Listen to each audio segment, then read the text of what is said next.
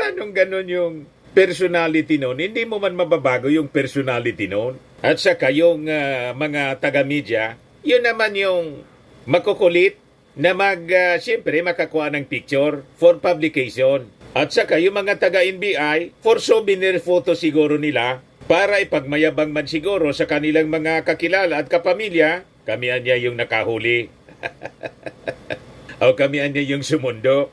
Di ba? Ito na yung kultura, mga kababayan ngayon. Mahilig mag-selfie-selfie. Yan ang sabi ng ating Pangulong Bongbong Marcos, mamaya pa.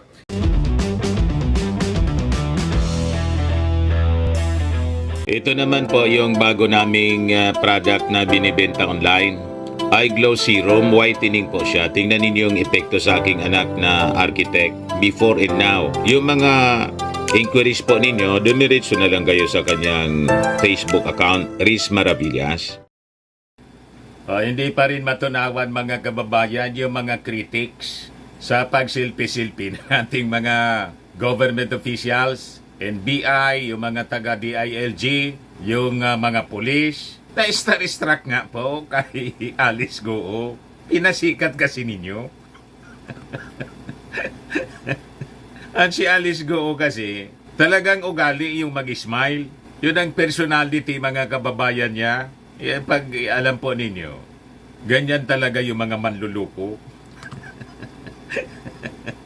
Kailangan maamo at manginiti.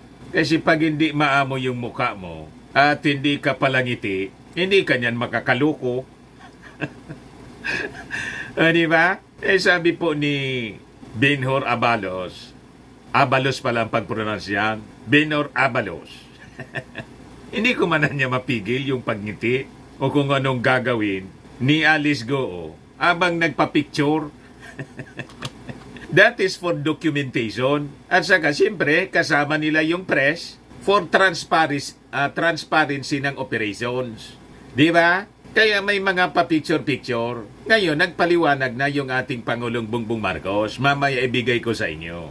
Tama naman yung paliwanag ng ating Pangulo. Kaya lang, ibigay ko muna yung iba-ibang mga reactions galing po sa mga dilawan. Pinagpiestahan po.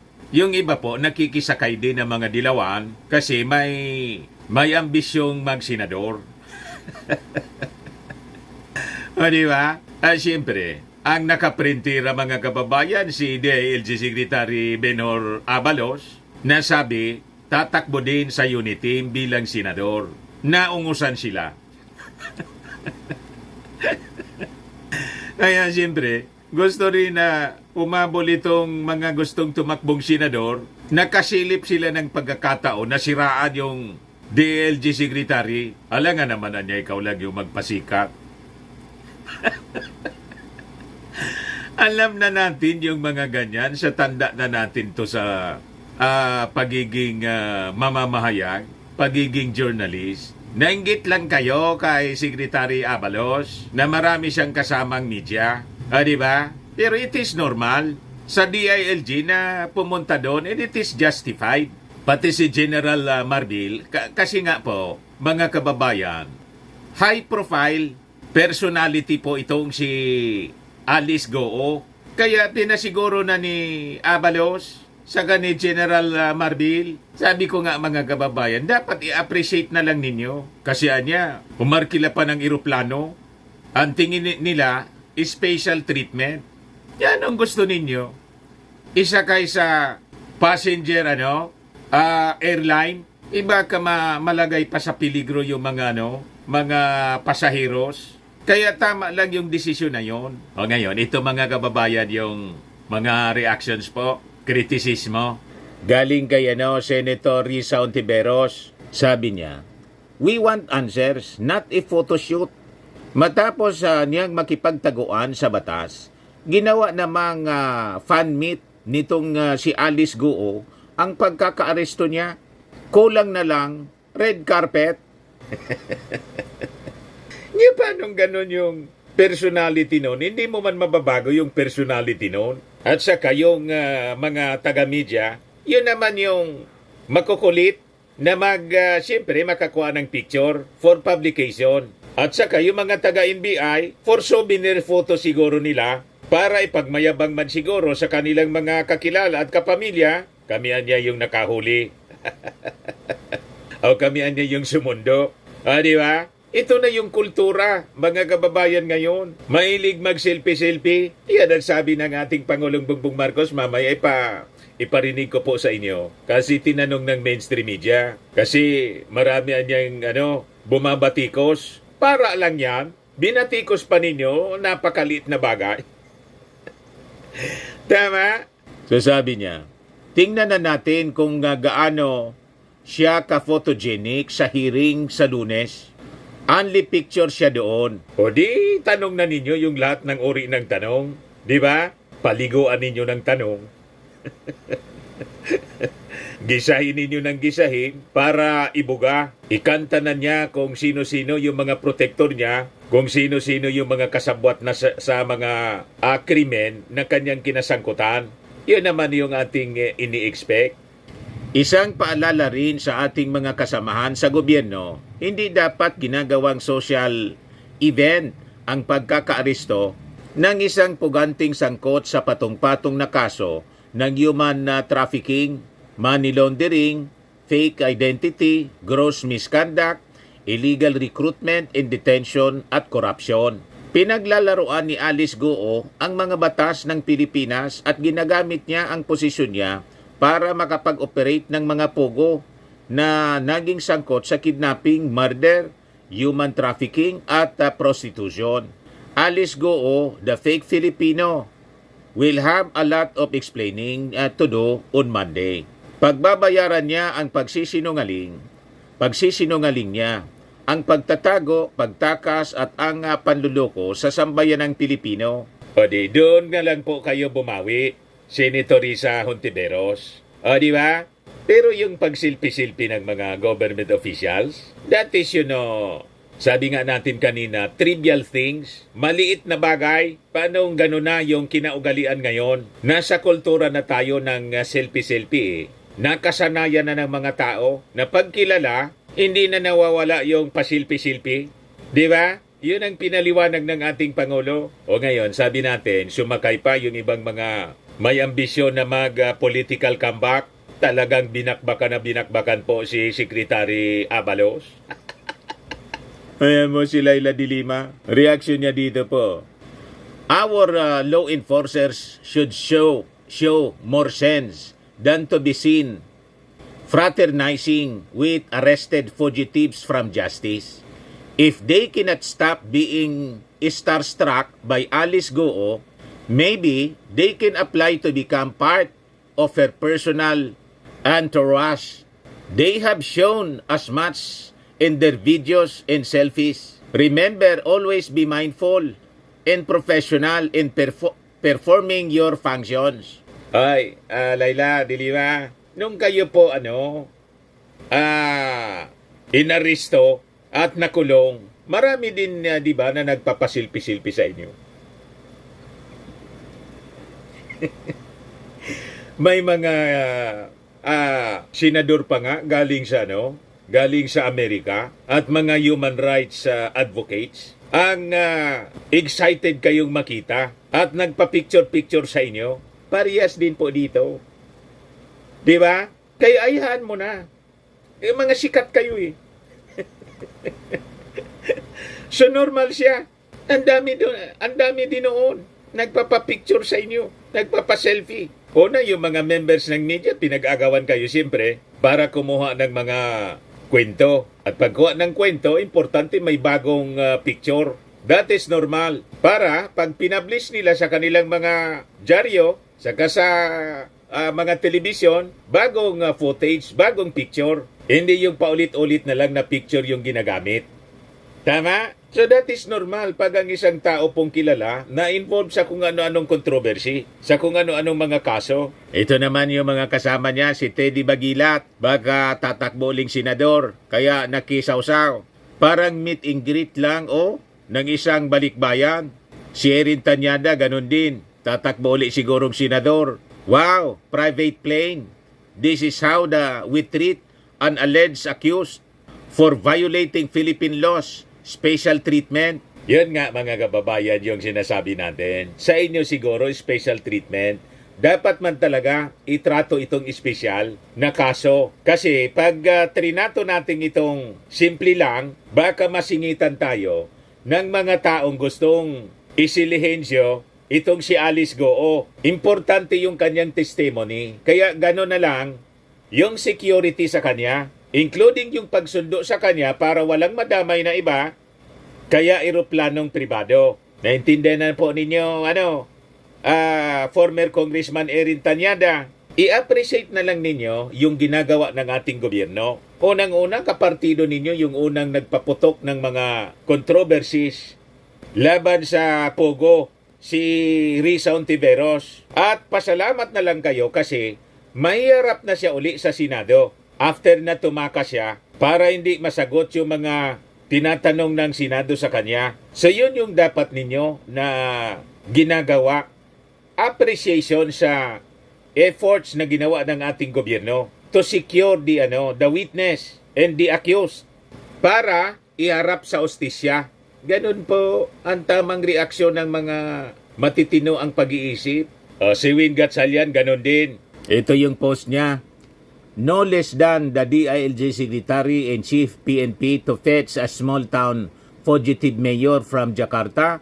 The special treatment is unusual. The BIP fugitive coming back to face charges in a private jet.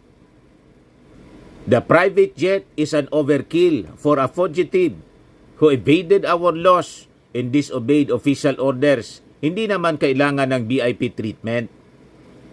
Sabi pa niya, doesn't make sense. Tumakas siya dahil may death threat siya dito. Pero feel safe siya sa mga Filipino officials dito. Ito naman si Senator Win Gatchalian. Humingi ng proteksyon sa mga Filipino officials kasi di ba sabit siya sa kung ano-anong krimen? Money laundering, pogo operations, human trafficking, at malamang konektado pa sa smuggling ng mga droga. So siyempre, may mga personalities na involved na malamang mga matataas na opisyal ng dating administrasyon. At saka, di ba, may mga sinasabi na baka member ito ng isang triad. Kung hindi isi-secure ng maayos ng ating mga authorities ng PNP, ng DILG, baka wala nang iharap na Alice Goo para maimbestigahan ninyo sa Senado. Tama po? Ngayon, yung pagngiti-ngiti niya, kasi sabi ni Alice Goo, secure yung kanyang pakiramdam. Hindi man yun pwedeng i-dictate ng ating mga officials. Hindi man yun pwedeng sabihan ni Abalos si Alice Goo, sa pagharap natin sa media, ibibrief muna kita ha, huwag kang ngingiti. Kasi mahilig kang mag-smile. Baka isipin nila, friendship tayo.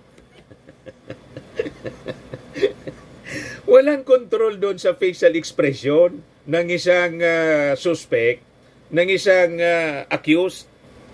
Ang ating mga authorities, kung umiyak siya, bala siya sa buhay niya. Kung yan ang feeling niya, paano feel ni Alice Goong tumawa, mag-smile? Mapipigil ba yon? Ay yung magwaki-waki sa picture? Yun ang sabi sa paliwanag ni Abalos, nang tanungin ng media kasi binabakbakan siya ng mga critics nga, tulad po ninyo. Itanong na lang ninyo kay Alice Goo yung gusto ninyong itanong kasi siya pwede na ninyong tanungin kasi nasa kamay na siya ng ating mga authorities. Doon na lang ninyo i-focus ang inyong energy. Tama po? O ngayon mga kababayan, ito yung interview sa ating Pangulong Bongbong. Sabi ng ating Pangulo, ito na niya yung kultura kasi natin, yung selfie culture. Pakinggan po natin mga kababayan. Of Mayor Alice Goo, nababatikos po yung ating mga government officials for having a photo with Mayor Goo for impropriety and also parang may special treatment na ginagawa ang government. What's your take on this? Well, I think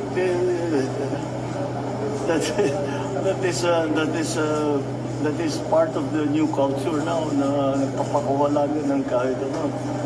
Kasi po-post nila, tignan mo, nakasama ako dito sa team na nag-aresto sa ganyan-ganyan. That's ang tawag natin sa Pilipinas, we are the selfie capital of the world, di ba? Hindi nag-selfie, hindi mo naman pigilan ng tao na na ngumiti.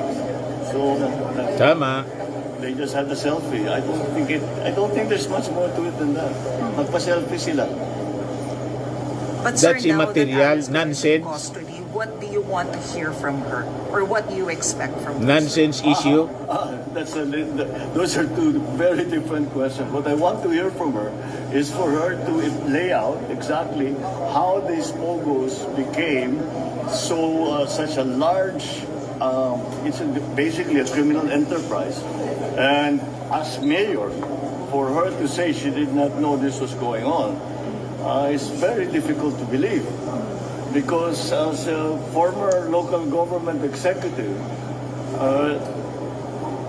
it seems impossible that an operation that is a few hundred meters away from my own office, na hindi ko alam yung nangyayari doon, illegal na ganitong kalaki na operation. Kaya sana may paliwanag niya kung bakit hindi niya alam. At kung paano bilang isang mayor na hindi niya malaman kung ano yung nangyayari doon sa bayan niya ng ganyang kalaki na problema. Tapos marami pa siyang kasagutin. Paano siya yumaman ng ganyan? Ba't ang dami-dami ng pera? Paano siya naging mayor na hindi naman siya kilala ng tiga doon? All of these things. All these questions have actually been asked by both the House and the Senate. I just hope she answers it better than her cohorts. Sina Cassandra Ong at saka sina Silong. Very evasive makasagot. Sana naman mabuti-buti ang sagot ni Alice Go as compared dun sa mga kasamahan niya. Because it will not help her at all to be evasive.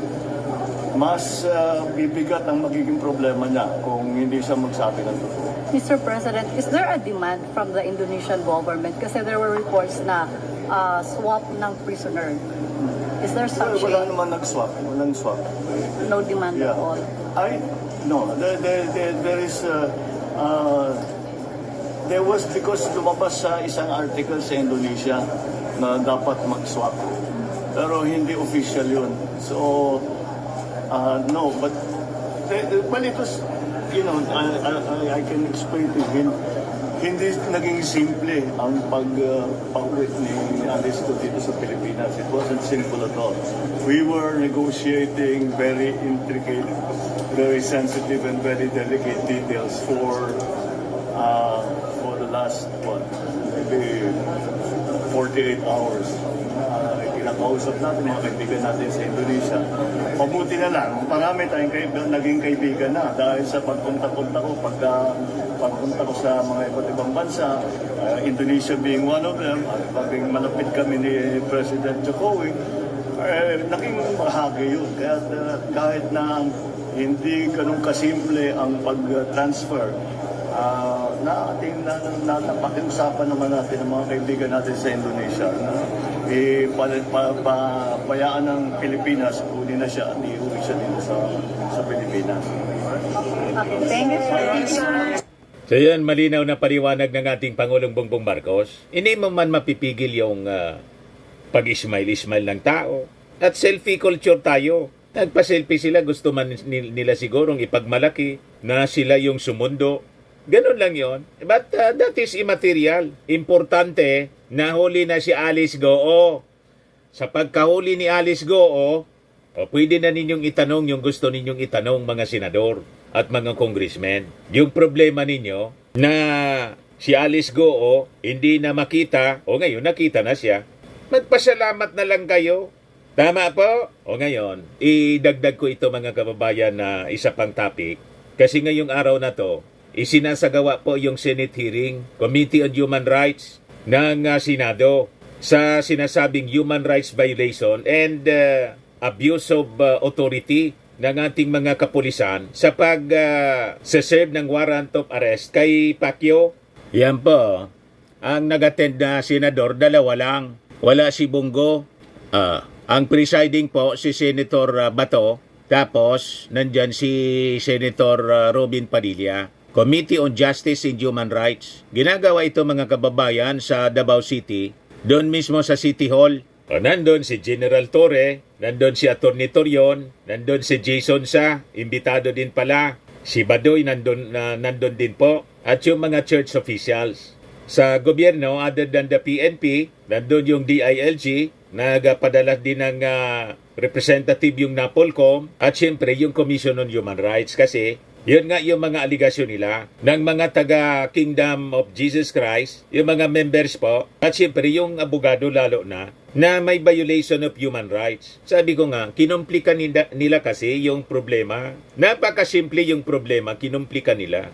Pati si Senator Bato, yung kaguluhan dyan po sa Kingdom, ang makakapagsolusyon man lang yan, sila, si Bato, si Robin Padilla, yung dating Pangulong Digong, ang gagawin nila, at saka si Inday, kukumbinsihin lang nila mga kababayan si Pacquiao na sumurrender sa gobyerno. Dapat yon ang posisyon nitong mga senador kasi sila parte ng gobyerno. Sumusweldo sila, mga kababayan, from the taxes of the Filipino people.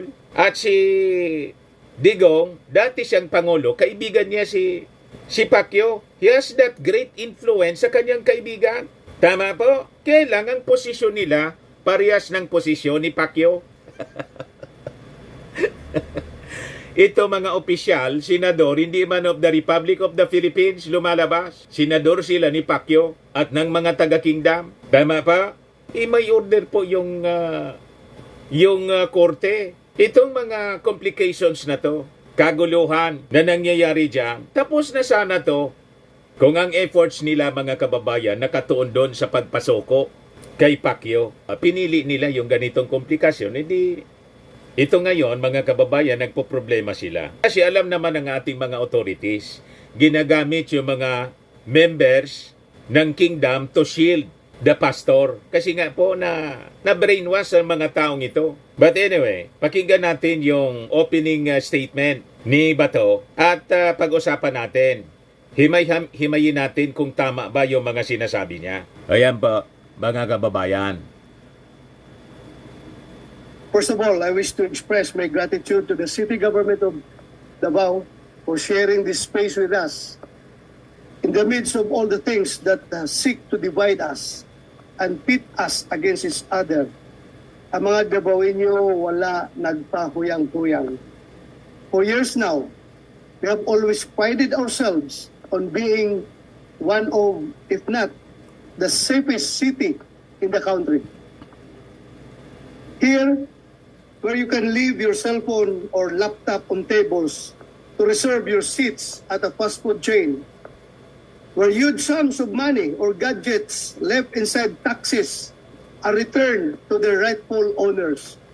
And yes, where the community love and support their PNP. And the PNP love and support the community. Sa tuwing sinasabi ng isang taga Davao na ligtas ang kanyang lungsod, hindi po ito urban legend.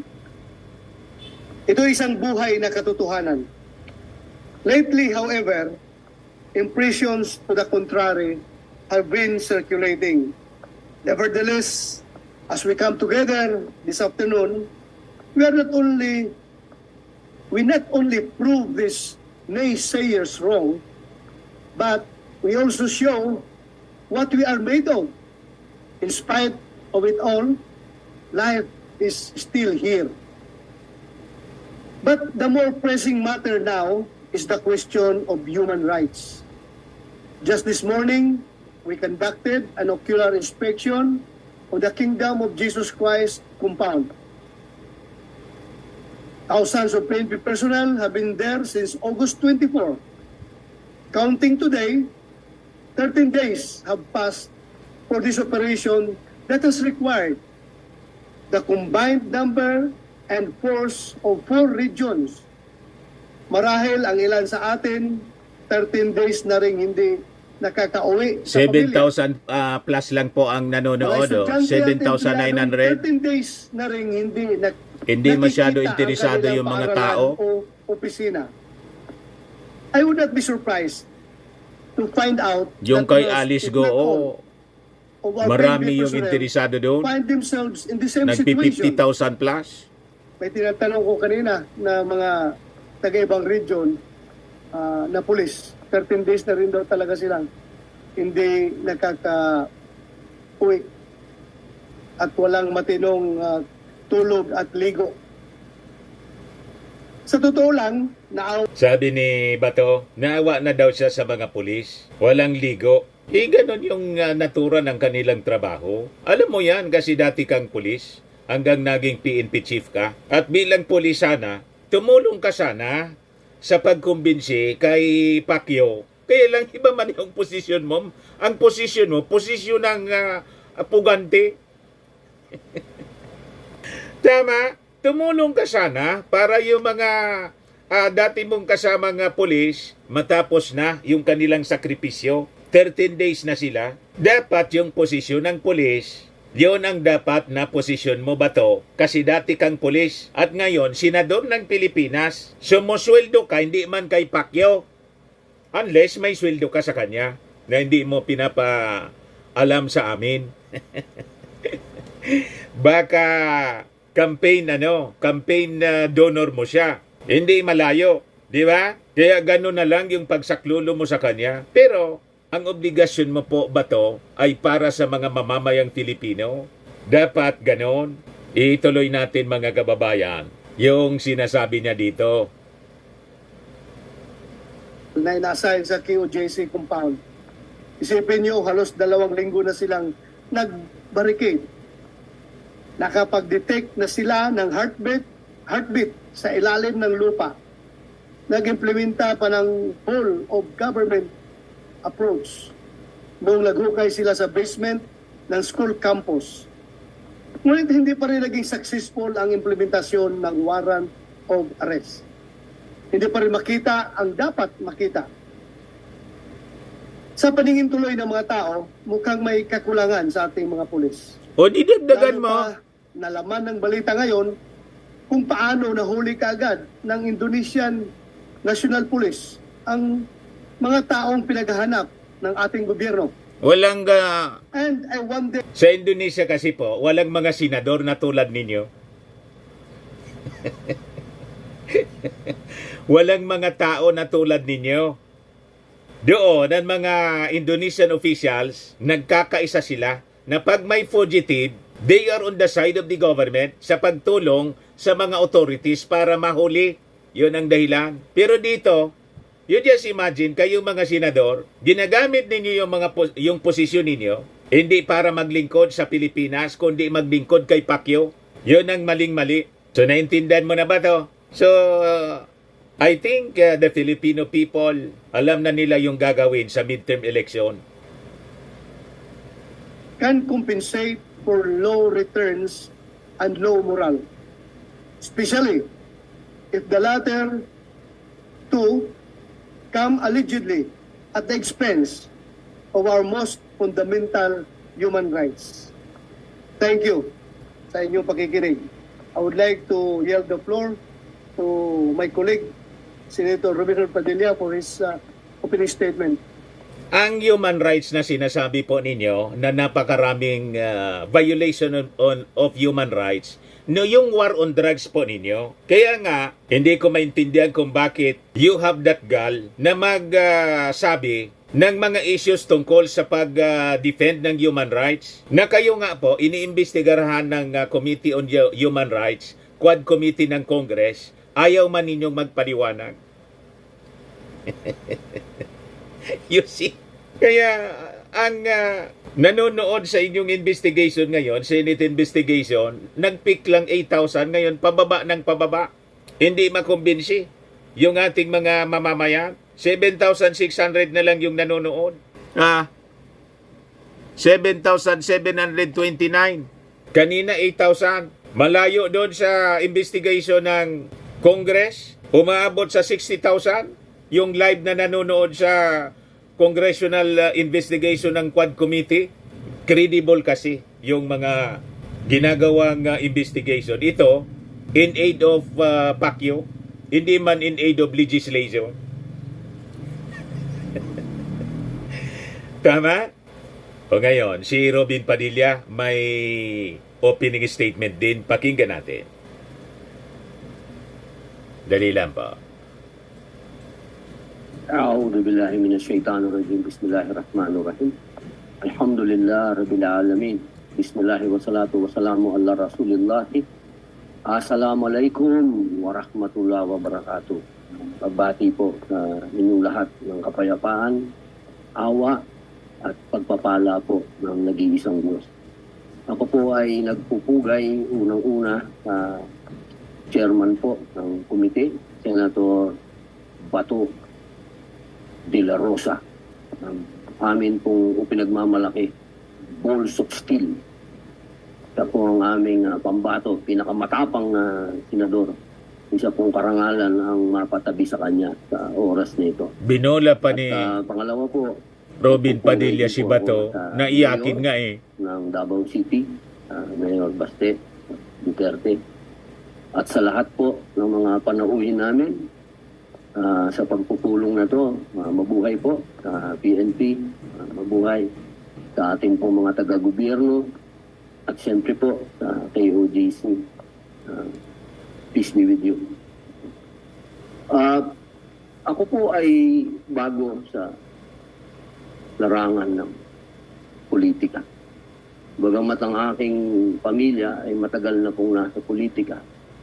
Pero ako po ay kailanman hindi ako nagnais na mapasok sa politika. Siguro dahil sa mga sitwasyon na ganito. Ito po ay para sa akin ang una nating dapat isiping lahat. Dami Ay, pang ang paligoy-ligoy si konstitusyon ng Robin Pilipinas. Padilla. Pwede Yan man po niyang ang tawagan si pinakamataas Pacquiao. Na batas, ang saligang batas. At sana po, bilang tayo Na po ay sumurrender nasa na sa mga gobyerno, authorities at tarapin sa ang Osgado. kasama naman po natin sa Yung PJOC, kaso. tayo pong lahat ay Pilipino. At tayo po minsan nagkasama-sama. Dahil sa pagmamahal po natin sa bayan natin at tayo po ay sumusunod sa konstitusyon. Sana po, ang pakiusap ko sa dalawang panig, sa usapin po ng pagdinig nito, wala po ditong sasabihin ay maka-Duterte kami. Yan ang sinasabi. Kaya nyo Totoo man ginagawa talagang yung hearing na yan maka-Duterte kasi kayo? maka-Duterte kayo. Alam Kaya niyo, nga mga isa yung kababayan, posisyon ninyo kapag eh. hindi po tayo tumigil sa ganitong paniniwala, hindi tayo aasenso. Kaya nga Kami hindi po tayo ay umaasinso. Hindi talaga tayo umaasinso Para dahil sa inyo. maging tagapagsalita Yung uri po ng ninyo, mindset maging ng mga boses po politikong tulad ninyo. ninyo. At dito po sa wala po kami ditong pinapanigan. Ang pinapanigan namin kung ano ang sinasabi ng saligang batas. Yun po ang susundin natin. Doon po tayo pupunta lahat pagkatapos ng usapin nito. Sa ligang batas, pinapakalinaw po, may legal order yung Husgado sa warrant of arrest. Ngayon nga yung latest nga po yung TPO na pinalabas ng korte ng Davao City, ninal in void ng Court of Appeals. You see, sabi sa saligang batas, dapat tayong lahat may equal protection of law para magkaroon tayo ng equal protection of law. Kailangan yung proseso ng batas, yung due process, irespeto ninyo. Tama? Iwala kayong pagrespeto mismo sa due process. Ayaw ninyong mag-submit sa due process kung saan may kaso sa Husgado, sagutin niya dapat sa Husgado. Hindi yung nagtatago. Baliktad po yung sinasabi ninyo. Tapos may abogado man si Pacquiao, sinasagot ni Attorney Torion sa media. Kaya nga po abogado kayo, dapat trial in court. Doon ninyo sagutin para may desisyon ang judge. Kung alin ba yung tama, may titimbangin. Walang titimbangin po eh. Kasi lahat kayo kwento. Kwento kayo ng kwento sa media. That is not the venue, the right venue. Tama po? Ituloy natin. Kahit anong ihampas nyo sa amin dito na batas na ginawa lang namin sa Senado, sa Kongreso, hindi po yan pwedeng manaig sa saligang batas. Kaya mga kababayan, sa usapin nito, sana ang pakiusap po natin sa lahat kung paano po tayo magkakaroon ng katahimikan, kapayapaan. Paano natin ito matatapos nang wala po tayong sinasagasaan na kahit na anong karapatan ng inosente. Simple man lang, huwag nang idamay ni Pacquiao dapat yung mga members niya. Para hindi madamay ang mga members niya, he has to surrender to authorities. Di tapos, uwian na yung ating mga kapulisan. O, di doon na lang kayo magpasyal sa detention cell ni Pacquiao. Pwede man kayong mag-request ng special security. Pero siyempre, yung security, dapat yung pinagtitiwalaan ng ating gobyerno, hindi yung tao ninyo. Tama? Baka bantay sa laka yung mangyari. Ganun lang naman yan eh. Ginagawa ninyong komplikado. Yung mga simpleng bagay po, kinumplika ninyo eh. Ituloy natin. Doon po sa mga sinasabi na may nagre-reklamo sa kanila, wala po tayong ano dyan. Kailangan nilang sagutin ang sinasabi ng batas. Pero doon po sa mga taong walang kinalaman... Si Pacquiao dapat managot sa batas. Nililihis ninyo ang kwento eh. Malinaw po ang paghihiwalay ng simbahan at ng Estado. Kanina po, maaaring sasabihin ng karamihan na si Robin Padilla, ex-convict yan. Ano ba? Alam niyo, sa totoo lang ho, naiyak ako kanina nung pumasok ako sa katedral ng KJOC. Muslim ako. Pero naging kaugalian ko na po yung pag pumapasok ako ng kahit anong simbahan, nag-aalis po ako ng sapatos. Pero kanina, hindi ko po nakilala na katedral yun. Hindi po ako nakapag-alis ng sapatos dahil huli na po nung sinabi sa akin na katedral pala yun. At sa dami po ng tao kanina doon, hindi ko na po alam kung investigasyon ba yun ng Senado o investigasyon ng media. 2 beses po akong naitulak, tinamaan ng kamera.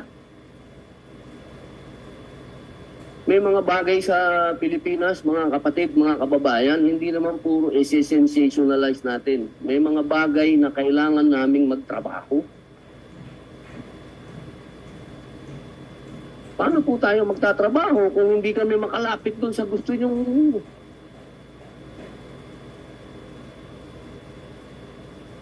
Makikipag-usap kami doon sa mga pulis, ayaw makipag-usap sa amin. Siyempre, hindi ito risado. Hindi naman ako nag-iimbestiga. Gusto ko lang kamustahin dahil alam naman lahat na PCCR ako, criminology ako, nangarap ako maging pulis. Ito naman si Robin Padilla.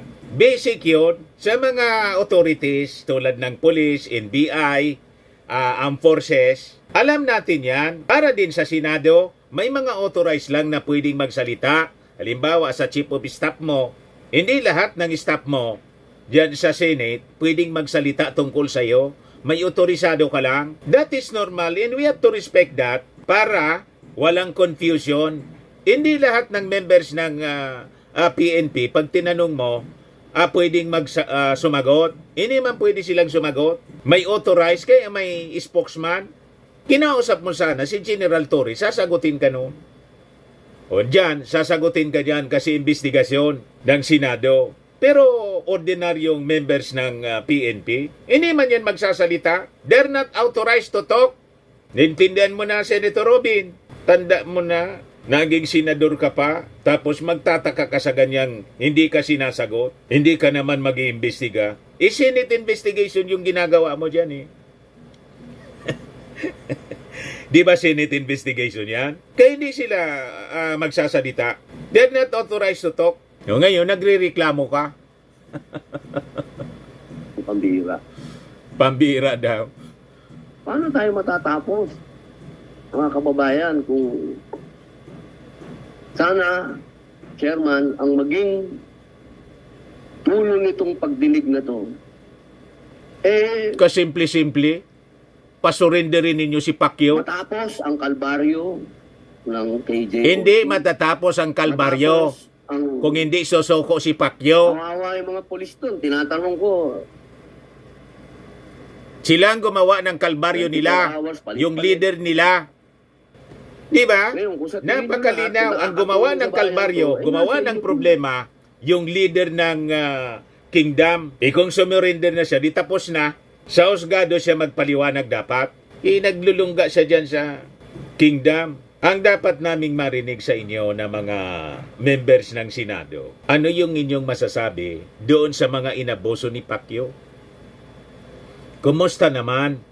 Wala kaming marinig. So mas matimbang sa inyo yung isang pugante na kayang-kaya niyang idepensa yung kanyang sarili kung wala siyang itinatagong kung hindi niya ginawa yung akusasyon sa kanya. So mapapawalang sala siya.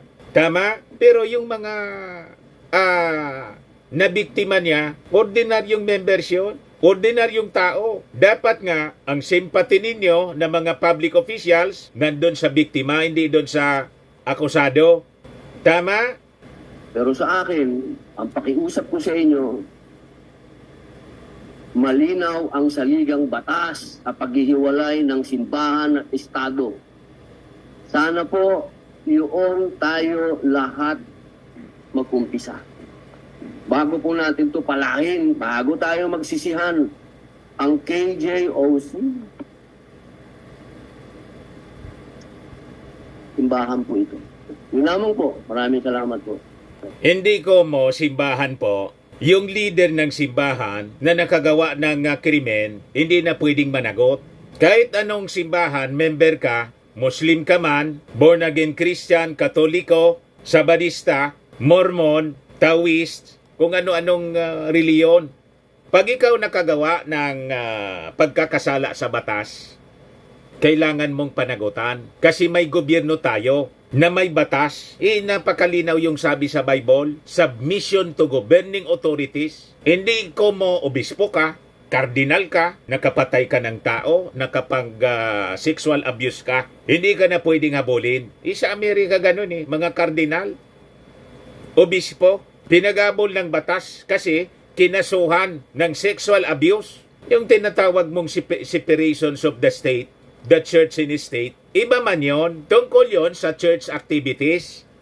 Ang church activities na legit, hindi yon dapat pinakikialaman ng gobyerno. Yon ang essence ng separation of the church and state. Pero yung leader ng isang church na nakapang sexual abuse, involved sa human trafficking, sa kung ano-ano pang krimen, hindi man po yan church activity. Tama? Mr. Senator Robin Padilla? Yun bang nagpamasad, sabi doon sa kwento ng isang biktima, nagpamasad sa likod. Tapos, biglang tumihaya si Pacquiao at nangyari yung hindi dapat mangyari doon sa member na isang minor de edad. Kasama ba yon sa seremonya? Sa church activities? Yun ang sinasabi nila Kasama daw sa sakripisyo yun. Paglilinis ng kaluluwa. That is rape, pure and simple. That is sexual abuse, pure and simple. Ginamit ni Pacquiao based sa testimony ng yung kahinaan ng isip ng mga biktima. That is manipulation, mga kababayan, using religion. Yun ang dapat niyang panagutan. At yung ating gobyerno may mandato na habulin po ang ganitong mga uri ng tao na nakagawa ng karumal-dumal na krimen. Tama po, mga kababayan? Sa mga naghanap ng malinis and spacious fitness gym, pumunta lang po kayo sa aming Colossal Fitness Gym. We also offer Grab Car Rental with our brand new 2023 model ng Toyota Innova. We also accept booking for those who are planning to travel via PAL, Cebu Pacific, and other airline companies, local and international, and bills payment for Meralco Bills, PLDT, Aleco Bills, etc. Ang Colossal Fitness Gym is located at 3rd floor Security Bank Building, Landco Business Park, Legazpi City, Albay. For inquiries, look for Chilon Maravillas. Contact number 0966-802-0949. Yan yung aming Innova. Lagi na pong matao sa amin. Pati mga foreigners po, tingnan ninyo, mga British tourists sila. Ang lalaki ng katawan na, mga kababayan, nag-gym sa amin. Ito naman po, Indian National. Ito mga mga European sila. Ito naman yung bago naming product na binibenta online, Eye Glow Serum. Whitening po siya galing sa South Korea. Tingnan ninyo yung epekto sa aking anak na architect entrepreneur, Riz Maravillas. For inquiries, look for Riz Maravillas on FB. Ito naman po, Firmax Firming and Lifting Cream. Pinapahid po ito sa mga pulses and affected area. Mainam po ito sa mga pains at paninigas na mga kaso-kasuan. Ito po, Automax Radiant Serum. Sa mukha naman yung application. Anti-aging po siya. You will look 10 years younger than your age. Sa mga cancer patients naman po, baka lang gusto ninyo itong itry. Nengxia Red Mix Fruit Drink. Hindi man po siya gamot, food supplement siya. Kaya lang, gawa siya mga kababayan sa goji berry. Yung goji berry may anti-cancer properties. Yung mga inquiries ninyo, dumiritso na lang kayo sa aming messenger sa Facebook para masagot namin agad. Ayos po. Ako po si Dante Maravillas. Bye-bye. God bless.